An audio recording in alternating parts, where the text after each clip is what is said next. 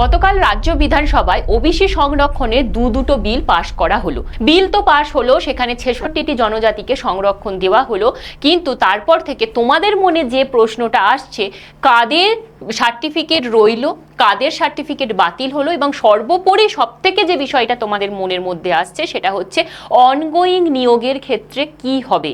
তা সে এসএলএসটি হোক, তা সে এসএসসির গ্রুপ সি গ্রুপ ডি হোক, কিংবা ওয়েস্ট বেঙ্গল পুলিশ হোক, কিংবা যে সিএসসির ইন্টারভিউ হবে সেখানে। তো এই রকম যদি তোমার মনের মধ্যে কোনো প্রশ্ন থাকে, সংশয় থাকে, সেইটা দূর করার উদ্দেশ্যই আজকে এই ভিডিওটা করা। তো চলো শুরু করা যাক। Hello student, welcome to BSSI YouTube channel. এই চ্যানেলে অনেক অনেক স্বাগত।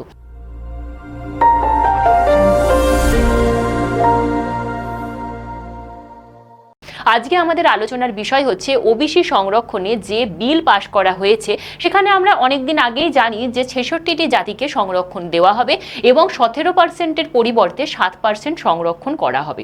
এতদূর আমরা আগে থেকেই জেনে এসেছিলাম, কিন্তু বিল পাশের পরে আদতে কি হতে চললো, অনগোয়িং প্রসেসের ক্ষেত্রে কি হবে, এই বিষয়টা নিয়ে আমরা প্রচণ্ড ধোঁয়াশার মধ্যে রয়েছি। তো সে বিষয়গুলো অবশ্যই আলোচনা করব, তবে তার আগে আমাদেরকে ফিরে যেতে হবে একটু পূর্বে। ঠিক কবে ফিরে যেতে হবে সেটা অবশ্যই করে 22শে মে 2024, সেখানে পরিবর্তনের সূত্রপাতটা ঘটেছিল। কারণ এই 22শে মে 2024 কলকাতা হাইকোর্টের তরফ থেকে বিচারপতি তপব্রত চক্রবর্তী এবং বিচারপতি রাজাশেখর মান্ত্রার ডিভিশন বেঞ্চের নির্দেশে বলা হয়েছিল যে 2010 সালের পরে উপযুক্ত সমীক্ষা ছাড়াই তাড়াহুড়ো করে তৈরি করা ওবিসি তালিকা বেআইনি, এবং সেই তালিকা বেআইনি বলে সেই তালিকাভুক্ত যত ওবিসি সার্টিফিকেট রয়েছে সমস্তটাই বেআইনি এবং তা অবৈধ। তার ফলে আমাদের পশ্চিমবঙ্গে একটা শোরগোল বেঁধে গিয়েছিল। তার এই কেস গিয়েছিল সুপ্রিম কোর্টে। এর সাথে কলকাতা হাইকোর্ট আরও একটি বিষয় বলেন যে তারা তো রায় দিলেন, কিন্তু এই রায়ের পরে আদালতের নির্দেশ মান্যতা অনুযায়ী এবং আইনি ত্রুটি দূর করার জন্য বিধানসভায় নতুন বিল পাশ করতে হবে।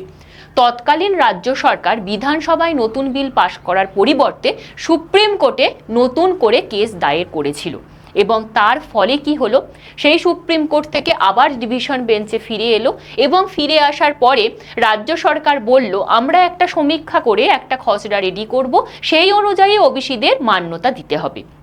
এবং তারা কি খসড়া তৈরি করেছিল আমাদের জানা নেই, তবে আমরা এটুকুনি জেনেছিলাম 2025 সালে কিছু ওবিসি এ প্রার্থী ওবিসি বিতে গিয়েছিল, কিছু ওবিসি বি প্রার্থী ওবিসি এতে এসেছিল, এবং কিছু নতুন জনজাতি ওবিসি সংরক্ষণ পেয়েছিল। কি মনে পড়ছে তো সেই দিনের কথা? ঠিক এই ঘটনাটা ঘটেছিল এসএলএসটি পরীক্ষার আগে, এবং গ্রুপ সিডি পরীক্ষার ফর্ম ফিল আপও তখন শুরু হবে এই রকম একটা পর্যায়ে। তো তোমাদের মধ্যেও একটা হিড়িক বেঁধে গিয়েছিল যে কি হবে, আবার রিভ্যালিডেশন করতে হবে। তো তোমরাও সেই মতো রিভ্যালিডেশন করে নিয়েছিলে। যারা নতুন ওবিসি সম্প্রদায়ভুক্ত হয়েছিল তারা নতুনভাবে সার্টিফিকেটের জন্য আবেদন করেছিলে। তো যাই হোক, কিছুটা একটা স্বস্তি পাওয়া গিয়েছিল যে যাই হোক কিছু একটা হলো। এতদিন যে নিয়োগ বন্ধ ছিল ওবিসির কারণে, সেটা আবারও করে শুরু হলো। তো তারপরে কি হলো না, নতুন সরকার আসার পরে প্রথম যে বিষয়টা বলা হলো যে 2025-এর ওই বিল বা ওই যে তালিকা তা তারা মানেন না। 66টি জাতি, অর্থাৎ 2010 সালের যে 66টি জাতি ছিল সেই জনজাতিকেই মান্যতা দেওয়া হবে, এবং সেন্ট্রালের নিয়ম অনুযায়ী 17%-এর পরিবর্তে 7% সংরক্ষণ করা হবে। এবং তার পরবর্তীতে যেটা হয়, গতকাল বিধানসভায় বিল পাশ হয়। ঠিক এই বিলে কি হতে চললো সেটা তো জানাবই, তবে তার আগে একটু বিষয় বলে রাখি। এই যে 66টি ওবিসি জনজাতি, সেটা ঠিক কোন কোন জনজাতি সেটা জানতে গেলে অবশ্যই আমাদের বিএসএসআই ডিজিটাল লার্নিং অ্যাপটা ডাউনলোড করে নিন। সেখানে জব অ্যালার্ট সেকশানে ওবিসি বলে একটা ফোল্ডার পাবেন, সেখানে আমি 66টি জনজাতির যে তালিকা সেটি আপলোড করে দিয়েছি। অবশ্যই সেখানে নিজের ক্যাটাগরিটা আছে কিনা একটু দেখে নেবেন। তো এরপরে আবারও আমি যাই কি হতে চলেছে অনগোয়িং প্রসেসের ক্ষেত্রে কি হবে। তো আমরা দেখলাম যে সকালবেলায় এই বিষয় নিয়ে প্রচুর নিউজ পেপারে প্রচুর রকম খবর বেরিয়েছে। অ্যাকচুয়ালি কি হলো এবার একটু বিষয়টা জানি। তো যে দুটো বিল পাশ করা হয়েছিল সেটির মধ্যে প্রথমটি ছিল the West Bengal Backward Classes Bill 2026, যেখানে সরকারি চাকরিতে ওবিসি সংরক্ষণের হার এবং কাঠামোর পরিবর্তন এটি মূল বিষয় ছিল। এবং পরবর্তী যে বিলটা সেটা হচ্ছে the West Bengal Commission for Backward Classes Bill 2026, যার উদ্দেশ্য ছিল ভবিষ্যতে নতুন তালিকা তৈরির নিয়ম নির্ধারণ ও কমিশনের ক্ষমতার পুনরুদ্ধার। 2010 সালে বাম জমানার আমলে 1993 এর নিয়ম অনুযায়ী ওবিসির আনা হয়েছিল, ওবিসির যে নতুন তালিকা তা তৈরি করা হয়েছিল। পরবর্তীকালে যখন তৃণমূল সরকার আসে তখন তারা কোনো রকম ওই 1993 এর বিলকে মাথায় না রেখেই কোনো রকম সমীক্ষা না চালিয়ে কমিশনের ওপর ক্ষমতা না আরোপ করে নিজেরা নিজেদের মতো একটি বিল তৈরি করেছিল এবং সেই অনুযায়ী অনেক জনজাতি এই ওবিসির মধ্যে এসেছিল। তো এরপরে আমরা যে বিষয়টা দেখব অ্যাকচুয়ালি কি হলো। এই যে সংরক্ষণ সেটা আগে ছিল অবশ্যই করে 17% এবং এখন এই নতুন বিলের ফলে হলো 7%। এবং এই যে 17% সেখানে টোটাল জনজাতি ছিল 179টি এবং এখন যে 7% সেখানে টোটাল জনজাতি হচ্ছে অবশ্যই করে 66টি।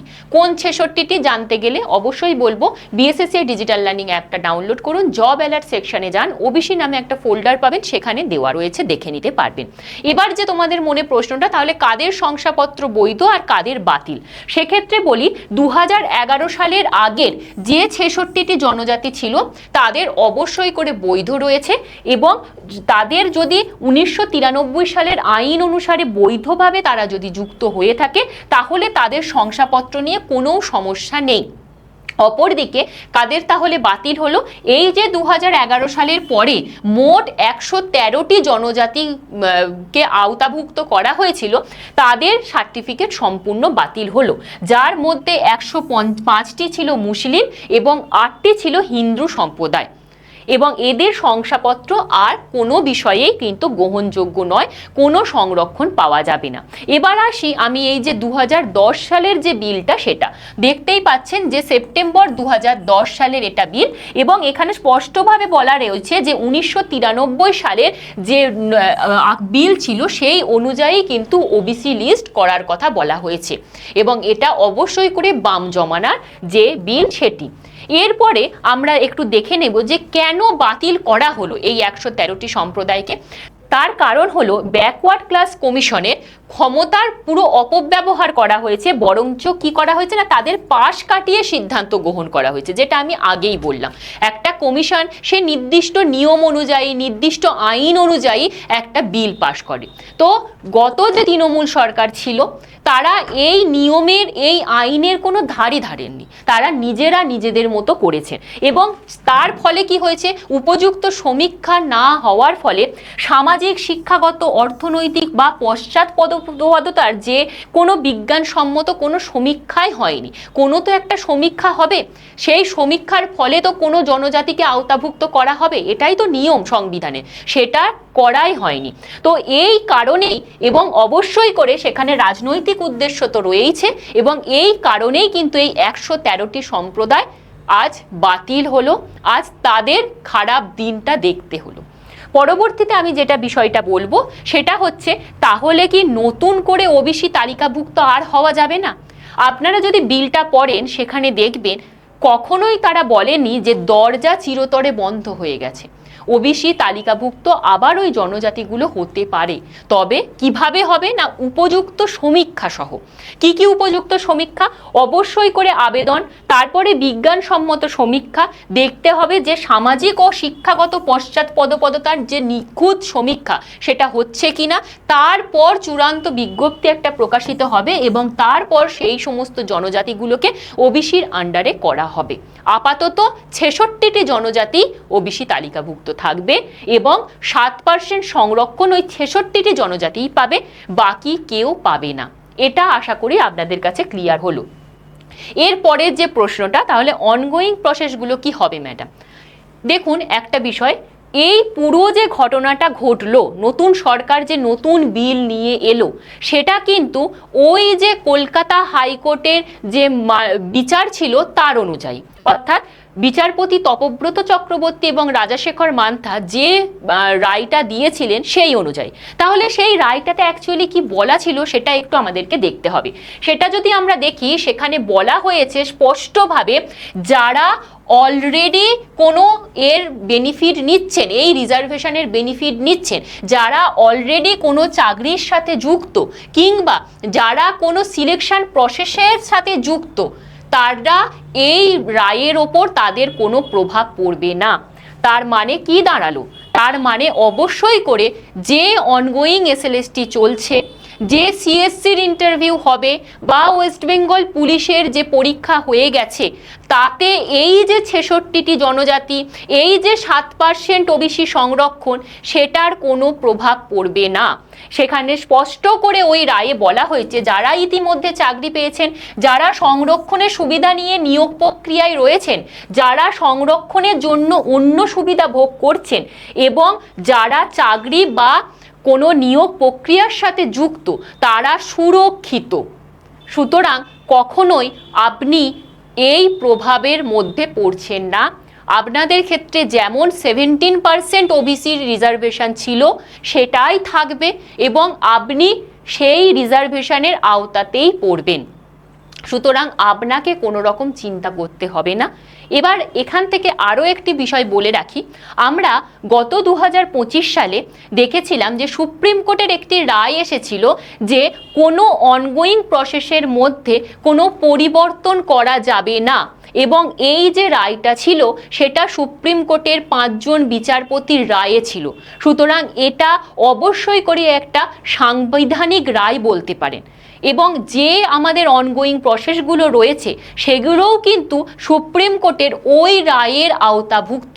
তাহলে ওই রায়ের যদি আওতাভুক্ত হয়, তাহলে এবার নিজেকে প্রশ্ন করুন, এসএলএসটির 11-12-এ যারা আজ চাকরি পেতে চলেছেন, যারা এসএলএসটির 9-10-এ রেজাল্ট ভালো হয়েছে, ইন্টারভিউ প্রসেসের মধ্যে দিয়ে এবার যাবেন তারা, এবং পরবর্তী যারা গ্রুপ সি ডির জন্য ভালো রেজাল্ট করেছেন, পরীক্ষা দিয়েছেন, ওয়েস্ট বেঙ্গল পুলিশের জন্য যারা পরীক্ষা দিয়েছেন, এরপর বলে রাখি মিসলেনিয়াসের জন্য যারা ফর্ম ফিল আপ করেছেন, সিএসসির যারা ফর্ম ফিল আপ করেছেন, তারা তো অনগোয়িং প্রসেসেরই আওতাভুক্ত হয়ে গেলেন। তাহলে কি আপনাদের এই যে ওবিসির নতুন বিল কোনো প্রভাব ফেলতে পারে? এই প্রশ্নটা নিজেকে করুন। আমার মতে তো অবশ্যই না, কারণ আমি যুক্তি দিয়ে দেখিয়ে দিয়েছি। অবশ্যই আপনারা আপনাদের মতবাদটা কমেন্টে জানাবেন। এবং এই প্রসঙ্গেই বলে রাখি, অনেকেই আপনারা বলছেন যে এই ওবিসি আসার ফলে এসএলএসটি 2025 হয়ে গেল, আর কিছু হবে না, তো থার্ড এসএলএসটি দূরের কথা। তাদেরকে বলে রাখি, অনগোয়িং প্রসেসে কেউ কিচ্ছু করতে পারবে না, অনগোয়িং প্রসেস তার মতো চলবে। এসএলএসটি 3 আসছে এবং সরকার বলে দিয়েছে 50,000 শিক্ষক নিয়োগ হবে, অবশ্যই করে নিয়োগ হবে। তোমরা যারা নেগেটিভিটিকে দূর করে পড়াশোনার মধ্যে আসতে পারবে, তারা অবশ্যই সুযোগ পাবে, অবশ্যই জীবনে কিছু ভালো দেখতে পাবে। আর যারা নেগেটিভিটির মধ্যে ডুবে থাকবে, তাদেরকে ডুবে থাকতে দাও, তুমি তোমার পথে চলো। এরপরে আমি বলবো, এই এত কিছু সরিয়ে রেখে একটু নিজেদের দিকে ফোকাস করুন, নিজেরা ভালোভাবে পড়াশোনা করুন। আমাদের এখানে ঠিক কি কি কোর্স করানো হয়, টিচিংয়ের ক্ষেত্রে নেট সেট, আর তাছাড়া টেট, যে কোনো টেট, সে সি টেট হোক, ডব্লিউবি টেট হোক, জে টেট হোক, সমস্ত টেট পড়ানো হয়। ডব্লিউবি এসএসসি এসএলএসটি, মাদ্রাসা সার্ভিসের এসএলএসটি, পিএসসি অ্যাসিস্ট্যান্ট মাস্টার মিস্ট্রে, সমস্ত বিষয়গুলো পড়ানো হচ্ছে। অপরদিকে যদি আমি কম্পিটিটিভে যাই, কম্পিটিটিভে পশ্চিমবঙ্গের সমস্ত গভর্নমেন্ট এক্সাম, সে পঞ্চায়েত হোক, আইসিডিএস হোক, পিএসসি ক্লার্কশিপ হোক, মিসলেনিয়াস হোক, ফুড এসআই হোক, সমস্ত এক্সামের জন্য আমরা প্রিপারেশান দিই। এছাড়া এসএসসি, রেল, ব্যাংকিং, পুলিশ, সমস্ত পরীক্ষার জন্য আমরা প্রিপারেশান দিচ্ছি। এছাড়াও আমাদের নতুন একটা সেগমেন্ট এসেছে, সেটা হচ্ছে নার্সিং অ্যান্ড প্যারামেডিক্যালের এএনএম, জিএনএম। এছাড়াও আরও যে কোর্সগুলো রয়েছে সেটা অবশ্যই করে স্টক মার্কেট এবং স্কিল ডেভেলপমেন্টের কোর্স। তো আপনারা যে যেটা চাইছেন বা নিজেকে কোনোভাবে বুস্ট আপ করতে চাইছেন, আমাদের ফ্রি ক্লাস করতে চাইছেন, অবশ্যই সবটাই আমাদের অ্যাপে পেয়ে যাবেন। বিএসএসসি ডিজিটাল লার্নিং অ্যাপটা ডাউনলোড করে রাখতে পারেন। সেই 66টি তালিকাতে আপনার জনজাতি আছে কিনা দেখার জন্য, কিংবা এই রকম কোনো খবর সবার আগে পাওয়ার জন্য অবশ্যই আমাদের বিএসএসসি ডিজিটাল লার্নিং অ্যাপটি ডাউনলোড করে রাখতে পারেন। আজ এই পর্যন্তই। সবাই খুব ভালো থাকবেন, ভালোভাবে প্রিপারেশান নিন, পুরো দুশ্চিন্তা মুক্ত হন, নেগেটিভিটিকে দূরে রাখুন। Thank you.